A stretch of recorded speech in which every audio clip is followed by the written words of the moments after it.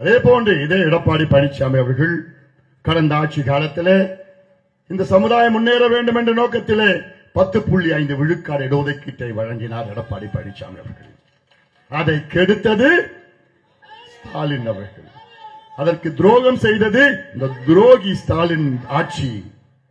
ஸ்டாலின் அவருடைய ஆட்சி துரோகம் செய்தது, கெடுத்தது.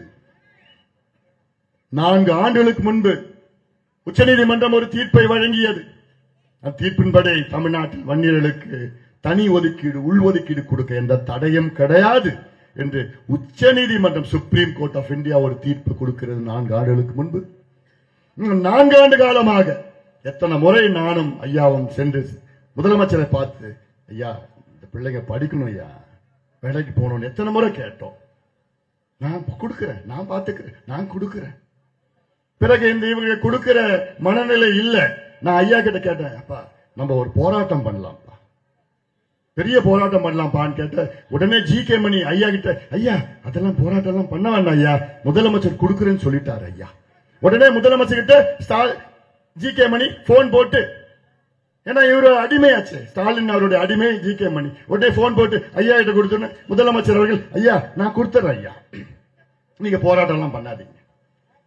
6 மாதத்துக்கு பிறகு மீண்டும் ஐயா கிட்ட, ஐயா இவன் கொடுக்குற மாதிரி நெல்ல நம்ம போராட்டம் பண்ணலாம். உடனே ஜி.கே. மணி ஐயா கிட்ட போய், ஐயா அதெல்லாம் வேண்டாம் ஐயா, அவங்க கொடுத்துடுவாங்க ஐயா. இப்படியே ஐயாவை மனசை மாத்தி இப்படியே சொல்லி சொல்லி சொல்லி இந்த 4 ஆண்டு காலமாக ஐயா திமுக எதிர்த்து ஒரு அறிக்கை கூட விடல. காரணம் இந்த துரோகி ஜி.கே. மணி. சிந்தித்து பாருங்க, இந்த சமுதாயத்துக்கு எவ்வளவு பெரிய ஒரு துரோகம், எல்லாம் மறக்க முடியாது. பேசணும்னா எழனமா பேசிட்டு போவேன். அதெல்லாம் எல்லாமே இதுல பெண்ணகரத்திலையும் ஏரியூர்லயும் பேசிட்டேன், இங்க வேண்டாம் போதும்.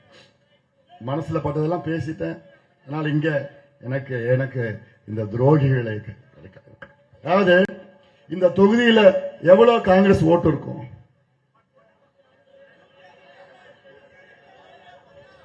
ஒரு 500 ஓட்டு இருக்குமா? 100 ஓட்டு தான்.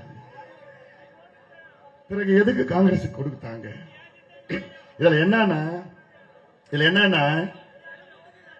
ஜி.கே. மணி அவர்களுக்கு என்னன்னா, தமிழ்குமரனுக்கு எப்படியாவது திமுகவிலே சீட்டு வாங்கணும்னு ஜி.கே. மணி அவர்களுக்கு ஆசை. ஆனா அவர் என்னன்னா, திமுகவிலே தமிழ்குமரன் சீட்டு கொடுத்துட்டா அப்புறம் மக்கள் நேரடியா பேச ஆரம்பிச்சுட்டாங்க, திமுக தான் இந்த குடும்பத்தையும் இந்த கட்சியும் குழப்பம் பண்ணாங்க, நேரடியா பேசுவாங்க சொல்ல.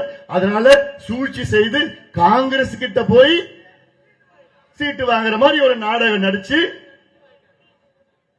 இந்த தொகுதியிலே நிக்கிறாருன்னா அது எவ்வளவு பெரிய ஒரு துரோகம். அது பெரியண்ணனுக்கு செஞ்ச துரோகம், இன்பசேகரன் செஞ்ச துரோகம், எல்லாமே துரோகத்தை தவிர வேற எதுவுமே கிடையாது.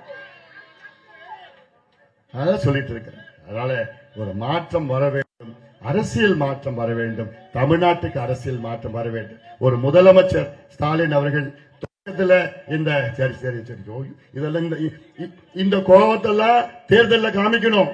எனக்கு என்ன தெரியுமா ஆசை?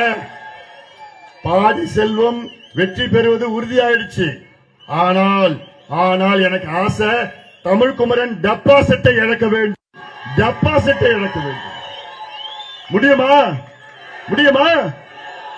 அதுதான் நடக்கணும், அதுதான் நடக்கணும். அதுக்கு எல்லோரும் கட்சி, ஜாதி, மதம், இனம் எதுவும் பார்க்காதீங்க. அதுவும் காங்கிரஸ் பக்கத்துல, காங்கிரஸ் கர்நாடகாவில் நாங்க மேகதாது அணை கட்டுவோம்னு துடிச்சிட்டு இருக்கிற காங்கிரஸ், நினைச்சு பாருங்க. காவிரியில தண்ணி விட மாட்டோம், நாங்க மேகதாது அணை கட்டுவோம் அப்படின்னு சொல்ற காங்கிரஸ் இந்த தொகுதியில போட்டியிடுது. விடுவீங்களா? துரோகிங்க எல்லாம் ஒன்னா சேர்ந்துட்டு இருக்கிறாங்க. அதனால இதெல்லாம் சிந்தியுங்கள், சிந்தித்து நமக்கு தமிழ்நாட்டுக்கு